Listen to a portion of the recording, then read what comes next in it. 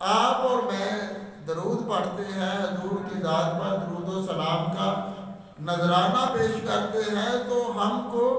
زمین سے لے کر 7ویں آسمان تک ارد گرد سے چاروں طرف سے رب کی رحمت کے فرشتے اپنے گھیرے میں لے لیتے ہیں۔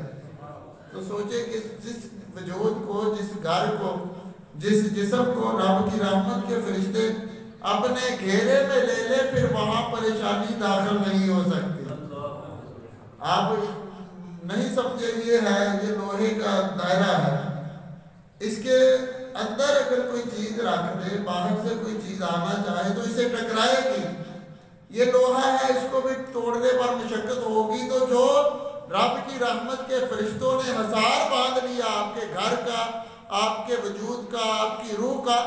تو پھر اس حصار کو توڑنا مشکل کیا، ناممکن ہے۔